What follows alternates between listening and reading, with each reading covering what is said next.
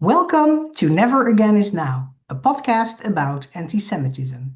I am Evelyn Marcus. And I am Phyllis Zimbler Miller. The anti Zionist communication war is now invading music festivals like Coachella in the United States, Glastonbury in the United Kingdom, and Yom HaFootball in Amsterdam. Music icons are spreading hatred about Israel and Jews who don't openly distance themselves from Israel's right to exist, turning Israel into the parasite among the nations in the minds of large Western populations. Our guest today is a leader and expert in turning this communication war around. Gary Wexler is an author and the founder of the Global Jewish Communication Alliance. He is an adjunct professor at the Academic College of Tel Aviv-Yafo and a former creative director and copywriter for NGOs and iconic brands like Ford Foundation, Apple, and Coca-Cola, creating award-winning campaigns. Gary, welcome to our show. It's great to have you on. Thank you. Happy to be here. Okay, so you have talked and written about it many times before, but can you please give us a brief summary of how you learned a communication war was being planned against Zionism already 25 years ago? Sure.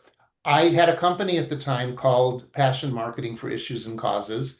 And our client, this was after I had been in the advertising business, and I moved to work strictly with nonprofits.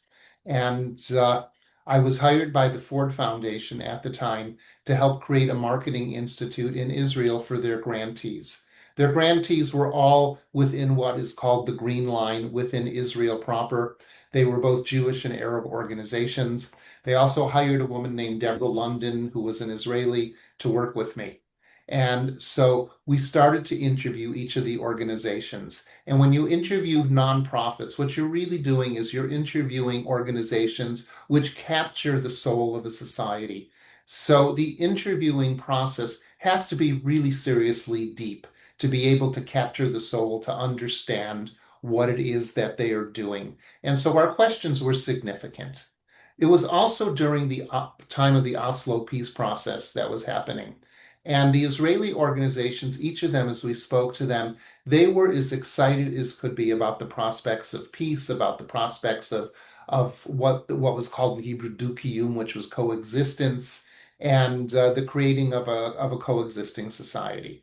However, when we got to the Arab organizations, we found out that was not the conversation they were having. They were not excited, and they didn't believe in coexistence, because they said, how could it be coexistence when we're still the underserved minority within the country? They looked at it as saying, this is about liberation. This is about our own country. This is about our dignity. So I found that there were two very different conversations going on, which was actually very important to understand. However, I also found out something else. In the Jewish organizations, when I would ask the significant questions, they were open and willing to talk. The Arab organizations, it started with the first one, and when I started to get into the real questions, it like slammed on the brakes. And the woman I was interviewing said to me, when you get to Haifa, you're going to be interviewing, we understand it, an organization called ETJA, which was a civil rights organization for the Arab population within Israel. And they said, you'll meet a man named Amir Mahul. You can ask him this question. And I thought, okay, fair enough. Organization two, Arab Organization two, same thing. The brakes slammed, and I got the exact same answer about when you get to ETJA, you'll meet Amir Mahul. Organization 3, 4, 5, 6, 7, all the way through, none of them would answer the questions. They all referred me to Amir Mahul, at which point I realized he was the man holding the cards, whoever he really was. When I got to Amir Mahul's office and walked in with Deborah, he looked at me and he said, so you're the Gary Wexler who's been asking all the questions. And then he rattled off, without any paper in front of him, every question I had been asking. So I knew that this was a formidable challenge that was going to go on there. He then said to me, let me give you your answer, Gary Wexler. He kept repeating my name. And he said to me, just like you spent 4 summers at Kibbutz Ayelet HaShachar as a volunteer, nothing I had ever told anybody. He said, when you were a student, we will be bringing students from all over the world to work in our villages to understand what is happening here. Then he said to me, just like when you were in college, and you were the editor of the student newspaper, which was nothing I had told anybody, which meant he knew everything. He said, we will be placing people writing the articles about what we need to have said. And then he said to me, and just like he said, your clients at your company are so and so and so and so and so and so, we will be working with other companies whose clients are. And it was obvious that he had really, really done his research. Then he said to me, you know something else? He said, we take money right now from liberal Jewish organizations. He says, but that's going to stop. He says, in the future, our money will come from the European Union. It will come from other Arab countries. We will not be taking money from liberal Jewish organizations in the future. And he then laid out this whole plan to me as to how these things were going to work and everything. In the end, he says to me, so what does Gary Wexler think? And I said to him, I'm here on behalf of the Ford Foundation to collect information to build a marketing institute. He kept asking the question and kept asking the question till finally I said to him, you know what, you're being very intimidating. I'm going to get up and leave now. And Deborah and I left. The next day, I get a call from the Ford Foundation saying, we understand you went into Amir Mahul's office yesterday and you spewed out all this Zionist propaganda, which made him really uncomfortable. I said, that's absolutely did not happen. And they kept pressing me. I said, you can talk to Deborah. She was right there with me. So I knew I was dealing with somebody who was vicious in a certain way. Eventually, I found out Amir Mahul was imprisoned as a spy for Syria. I understand he has since gotten out. But after that, when I started to see, first, the thing that I started to see was Apartheid Week on campus. And I thought to myself, Amir Mahul talked about something like this, and here it is. Then we saw the formation of the BDS movement. And I thought to myself, this was a serious plan that is being enacted. And this was already like 20, 25 years ago that these things started to take place. So this is not something that just happened today. This has been planned for decades. Wow, that's quite a story. 25 years ago, it seems a very coordinated operation was going on with the Arab-Israeli At least the beginnings, organizations. at least Yeah, the beginnings of it. yes. Okay. And Yeah. what do you want to share now with our audience? Bring us Okay. up to date. Thank you for asking this question because this is really important. All right. So I had written the article after October 7th. What had happened was after October 7th, being 72 years old and retired, writing a novel, being a grandfather, all these things I was doing, I was watching everything and I kept thinking to myself, what responsibility do I have here with my background, experience, knowledge, and everything else? So I wrote an article for the LA Jewish Journal about our failure at communication and the extraordinary victory of our enemies at communication and the positions they were putting us in. And in the article, I told this story that I just told you, but then I also wrote a prescriptive article in that one and in others as to what steps we need to be taking. Because what steps were we taking? What steps were we taking? So let me finish this, Yeah, and I okay. will tell you that. All Okay. right. So over 500 people reached out to me saying to me, so what do we do about this? And I'm thinking to myself, or what are you going to do about this? And can we help you do it? And I'm thinking, I wasn't planning on doing anything. I'm just writing articles at this stage in my life. But as the letters kept coming in and the emails and the texts and the WhatsApps and the this and that, I thought I have a responsibility here. So I turned the list of over 500 people over to someone to create a spreadsheet for me of every single person who contacted me. And I said to her, do a Google search so I know who these people are. When we looked at it, I was blown away because the people that were on there were from the US, they were from Canada, they were from the UK, they were from Israel, they were from South Africa, Australia, even a Brazilian. And when I saw who they were people who were heads of ad agencies, heads of corporate marketing. And I thought, what I've done with these articles is I have pulled these serious Jews and Zionists in major positions in communication all over the world together. How else could this happen? So I picked out the top 100 and I sent an email and I said, I will convene a Zoom between us so that we can meet each other and talk. And when the Zoom opened up, I almost started crying when I saw these faces from all over the place. And what happened from that Zoom was the formation of the Global Jewish Communication Alliance. And at the very beginning, I said to them, I am not going to run this. A new generation needs to run this. Within a month, though, they came back to me and they said, you really need to take this on. And I said, I will do this for a year. Fortunately, a woman named Marnie Black, a very capable, facile, intelligent person who worked for the AMC Corporation in a major marketing position, contacted me. She was part of the group on the Zoom. She said, can I partner this with you? I said, Marnie, take it from me. She said, I'll partner it with you. And with the understanding that I would eventually step away. Today, Marnie is running it. She has gotten funding and there has been research that has been done and they're on their way. And I feel very good that I helped get this thing off the ground. Now, Evelyn, ask your question. Yes. So, thank you, Gary. Um, what is your organization reacting to, and what have the other Jewish organizations been doing? Oh, okay. So let me answer question 2 first before question 1.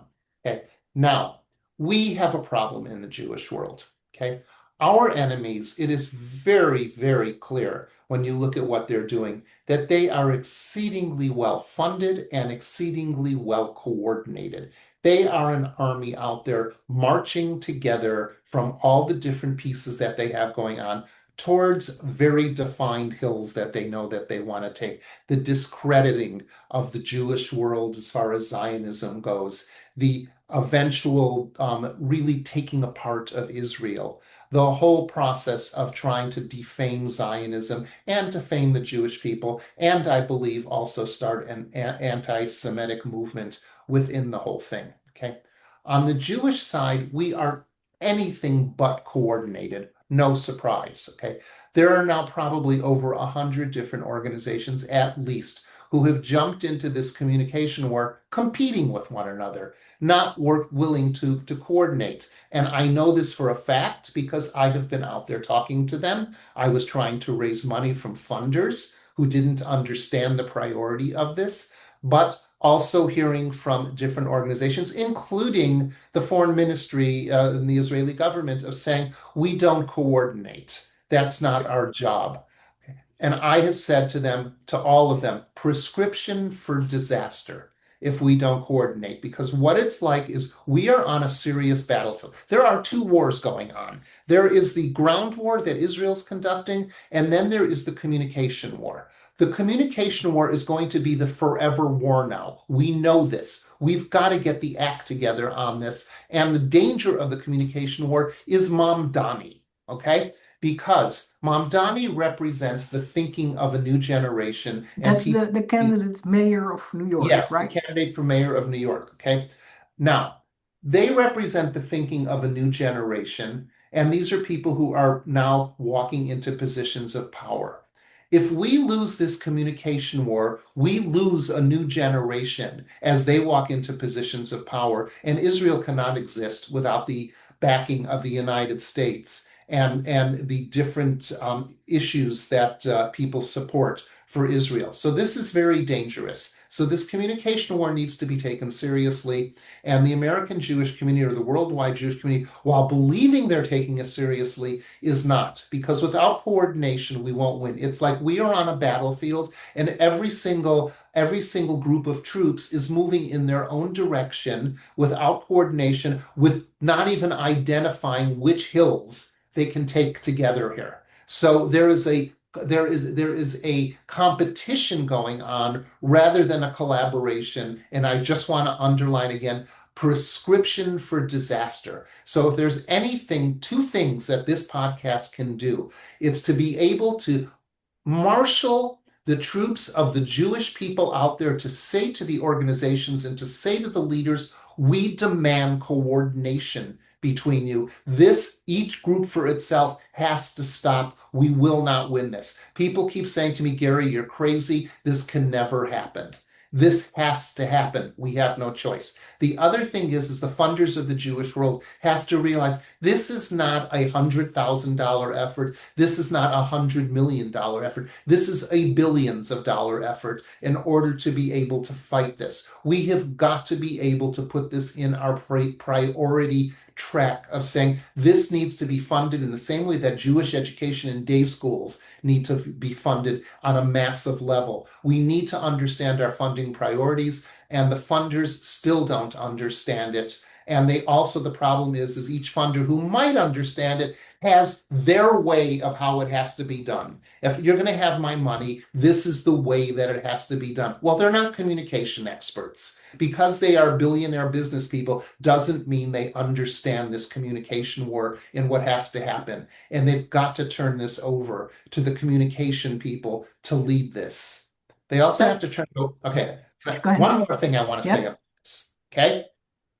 This has to be led by creative people, because what we are fighting here is the enemies have learned something really well. Everybody in the Jewish side keeps saying, what's our branding? What's our messaging? What's our TikTok? What's our social media? What's our narrative? What's our story? What's all this? These are all, of course, things. Of course, we need all this. But our enemies have understood something more. They've understood ideas of engagement. When they did the campus organizing of the campuses throughout the world, the encampments, that was a massive idea of engagement, to engage millions of college students around the world who then carried out all of their branding and their messaging and their social media. When they do Apartheid Week, it's an idea of engagement that then the people who get involved carry out all this stuff. We don't do ideas of engagement. We're still doing, well, we're just going to put out messaging and social media, and we're going to be creating TV shows, and we're going to be doing this, and we're going to be doing that, without creating ideas of engagement. Creativity. We need to bring together the best creative minds in Jewish life, not just people in advertising, people in theater, in writing, in dance, in music, in fashion, in all these different tech, all these things. Technology is very important, obviously. Bring these people together, give them the strategies from the research, which I want to talk about the research in a second, and let them go and tell the Jewish world how we need to move together, rather than the people with the money saying this is what you need to do. The people with the money failed us because they didn't know what to do all these years. Why would we think they know what to do now? The other thing is on research, we got a major research problem. Okay, there are now probably hundreds of organizations out there spending millions of dollars on doing research, and then they don't share the research. I've had to sign NDAs to listen into research. Non-disclosure Non-disclosure agreements, which is ridiculous because we need to be sharing all this research. We need to compile the research together, pull out the 10 most important things, that's it, and be able to then send the creative people down the path. These are the things that need to be done. So Gary, we totally agree with your vision, and so many other people, as you said, have reacted, also agreeing with you. So if I can recap, please, quickly. There is a coordinated communication campaign, or communication war, as you call it, going on against Zionism, against the Jewish people, in various media. This is coordinated by our enemies, the anti-Israel, anti-Zionism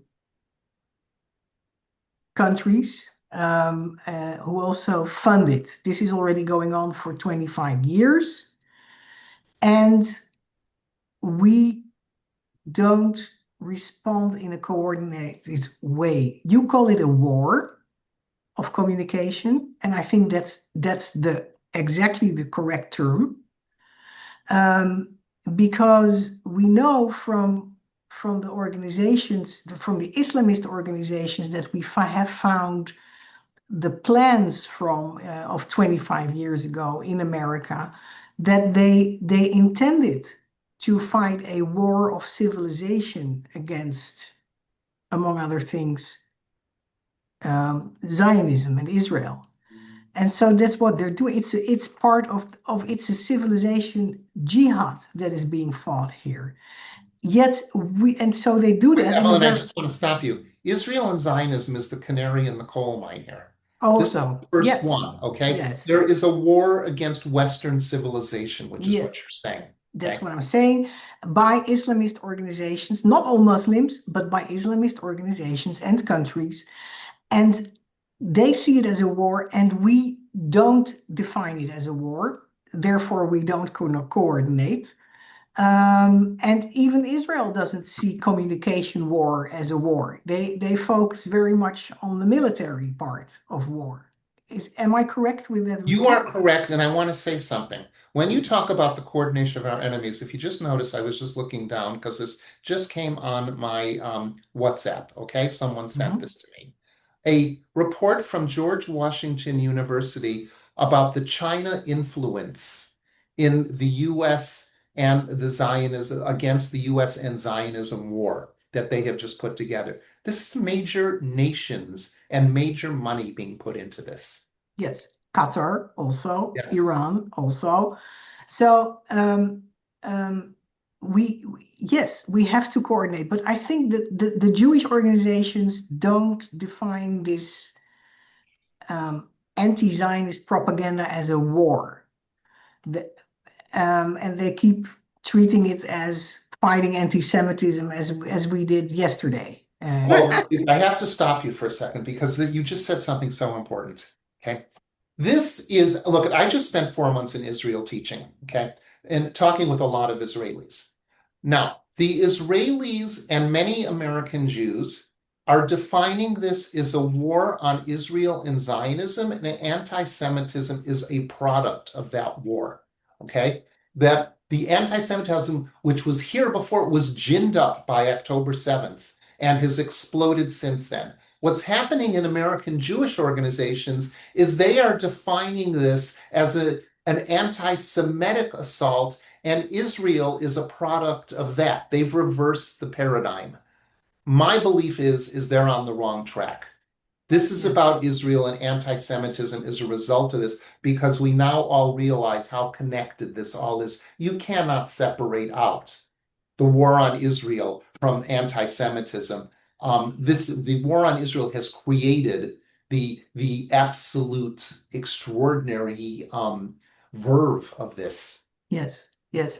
And so I have I have asked Israelis, why isn't, I have asked people who work for the Israeli government even, why isn't Israel fighting this communication war as our enemy is doing? Why isn't Israel fighting back or coordinating with the biggest Jewish community outside of Israel, the American Jewish community, to do this for them? And the answer was, we are too busy. We are too busy with the Okay, military war. there's even a bigger answer to this. Okay, because I met with the foreign ministry and I spoke with them. Wow. Okay. This is a governmental situation between them that they cannot separate out from their politics.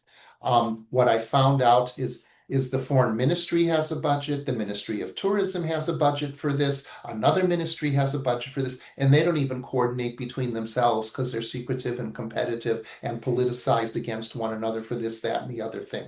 So and they said to me, because I said to them, I said, your job, you're the Israeli government. I said, this battle needs to be coordinated. You are the folks that need to coordinate this battle. People will listen to you. They said, that's not our job. This is not what we do. So there's your answer there. And that was when I said to them, prescription for disaster, folks. So Phyllis, that's they don't. Gary, Yeah. Go I'd ahead. like to I'd like to get a word in edgeways. And what it is what drives me and I think Evelyn crazy and you is that in the United States, Jewish organizations are doing business as usual. They absolutely do not realize that October 7th changed everything and that the messaging. And so, you know, the ADL is worried about its donors, the a American Jewish JC. Congress committee. JC. How do you get those people here in America to agree to pool their efforts? That, to me, it's like it's never going to work because of that. I wish I had the answer for you. Last summer, the Jewish National Fund hired me to facilitate a group of 25 different campus organizations to get them to coordinate. Day one was incredible when we could think of ideas together. This is what I do. This is what I teach is team creativity to get them to think of ideas. It was great. Day 2 and 3, when I said, okay, how do we collaborate now? That couldn't happen. It fell apart at that point. Each organization started claiming that it was their job and not the other organization's job to do this. And really, ultimately, what it's about is protecting their funding, to be able to go back to their funders and to say, Yeah. we're the ones who are doing this. Yeah. So we have to look at, we had this problem before October 7th. It is now under a microscope. The whole construct of the American Jewish community has to be revisited at this point, because it may work for individual organizations, but is it working in the big picture of being able to change the American Jewish community, to bring more people in, to get more kids into day school, to do all these things? Individual organizations may have successes, but in the aggregate, we're not having a success. It means we have to revisit the whole structure and the whole way that this is done at this point. And they're not about to do this. They can't hear this at this point, but it's something that has to be done. Look, I'm a member of something else called the Global Jewry that was started by somebody. It's an app, it's online, it's all these different Jewish organizational Yes, leaders. we've interviewed the Say it founder. again? We've interviewed the founder recently. Oh, Sandy. Yeah. Yeah, okay. So I just pushed on Global Jewry because there was a very interesting study which just came out by Sarah Hirschhorn and Rachel Fish about next generation Jews and what and their concerns and what they're not concerned about in Jewish life. And so everybody wants to be able to have a meeting with Sarah and Rachel to be able to discuss this. And I said, wait a second, very, very important, because research leads. I said, but we need a second meeting as to what are we going to do about it? I said, rather than just keep listening to the research. So we now have a 2-part session that's going to happen in mid-August about Sarah and Rachel's research. And then I'm going to facilitate the other session of saying, what do we do? We are a group of people who have influence in the Jewish world. And there has to be a major revolution going on here. But even in this group, people want to talk about, do you know about this group that's doing this? Do you know about this one? This is the priority right now, is the change that has to happen. And that's very hard. Look, when I worked in the marketing business, I used to say to people, if marketing is done well, it means it's going to give the organization a nervous breakdown, because they're going to have to be able to change in order to accommodate the marketing. People say, oh, yeah, we got to change. Then when you talk to them individually, you mean I have to change too? It's like everybody's got to change. We need a change situation going on here. We're not doing the job. So if you would have the power to organize the whole American Jewish community, what would be the steps you would take? God, I wish I had the answer for you there. Because the first thing you're dealing with here is you're dealing with money, and you're dealing with funders, and you're dealing with organizational heads, and you're dealing with ego, and you're dealing with fear, and you're dealing with control. So you got to be able to understand how to do this. I actually think a revolution has to come from the bottom rather than from the top. Okay. Okay. Grassroots, And yeah. it's grassroots. It's got to be organized, and people have got to start demanding. But this isn't a government. This is a volunteer situation when you're creating nonprofits and organizations that have to be changed. The synagogues have to be part of this. Everything's got to be part of it to recognize the change that has to happen. Yeah. Yeah. Why did I laugh? Because the associate rabbi at specific synagogue told me that when I proposed something, she said, you understand that the synagogue cannot take sides on Israel, which, by the way, I was not asking her to do. I was asking her to take sides on what's going on in California in terms of the liberated ethnic studies curriculum. which is anti-Zionist. Yeah. That's and we recently interviewed Rabbi Sherman, and I was of Sinai Temple, and I was absolutely astounded to discover that he had to start a program because rabbis for young rabbinic students to support Israel, and I just cannot understand how anyone can separate the two. I'll tell you how. I'll tell you how we are to blame for this. Okay. So 30 years ago, 25, 30 years ago, I was in a room with one of the, I don't want to mention names, with one of the foundations, with a person who has since passed away, who had a great influence. And he said, the new generation of Americans, what they are interested in is service to the country, giving service to people who are underserved. So we're going to start a program in the Jewish community that we're going to call Tikkun Olam, and it's going to be through the Reform movement, and we're going to start this service movement within the Jewish world. So the whole Tikkun Olam movement, which is blossomed and huge, is all about recognizing the underdog, and that Judaism is about servicing the needs of the underdog. This is, you talk to people today, even what's his name in the Congress, I forget his name. Uh, Anyway, he talked about Tikkun Olam. This has become the big identity of the Jewish people, is it's all about Tikkun Olam. You understand Tikkun Olam, you understand everything about being Jewish. Okay, so if you're raised in Tikkun Olam, you see the underdog as your Jewish identity, servicing them. The Palestinians are seen as the underdog. So we have screwed ourselves through the whole Tikkun Olam culture that has gone on, and these rabbis are servicing the Tikkun Olam culture because this is what has become the identity. So it's through Tikkun Olam that everybody thinks has saved us, that's actually taking us apart at the seams. Look, at servicing the underdog is very important, but it's not the total identity of the Jewish people. It's just a part of it. Yeah. So I agree with you. What do you have ideas for us, Gary, for our listeners and for us, how we could initiate this grassroots revolution that will force our Jewish organizations to coordinate and fight this war of communication effectively? So, as I said on the Global Jewry platform to folks, I said, I am willing, because someone said to me, Gary, don't take this over. Said, I'm not looking to take over anything. At this age, I am willing to initiate and to be there to help. Okay. I am not the person to lead any of this. It is a new generation that has to step forward to lead this and to be able to learn how to be able to do this. So I don't have an answer for you, Evelyn. It needs to start look at the conversation is the beginning. It's everything. I do this thing, I facilitate this thing called conversational dinners between mega donors. I've learned how important the conversation is in order to make things happen.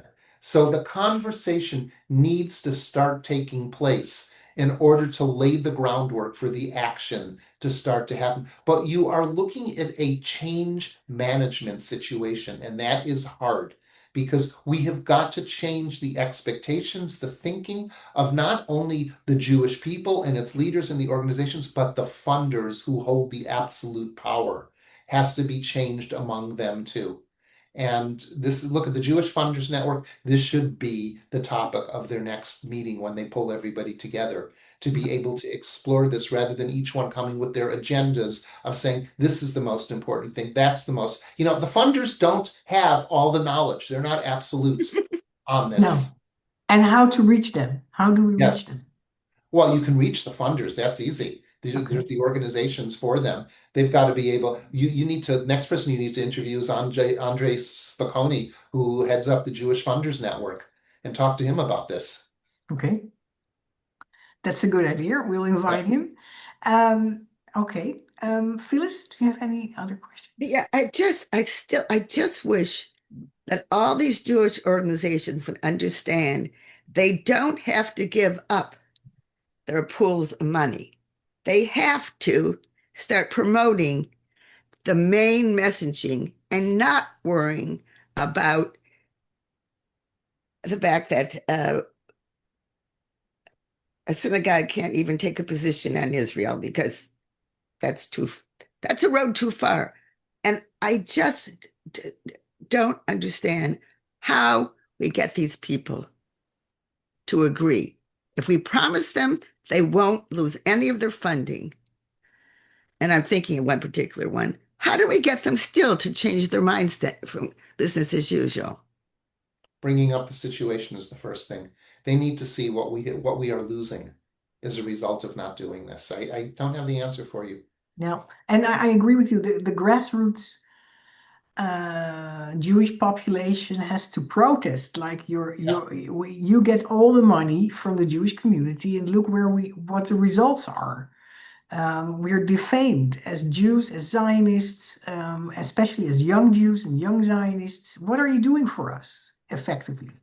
And you're not even working together. So I think there has to be pressure on them, and it has to come from the grassroots and the donors. I think that's right, Gary. And one last question: do you Yeah. have any idea why the anti-Zionist propagandists are so coordinated? They are so disciplined. How come they manage to coordinate what we don't manage to coordinate? Look, again, this has been in the works for decades already. So they've had to work in to smooth this out, and they've also had the money to be able to fund it appropriately.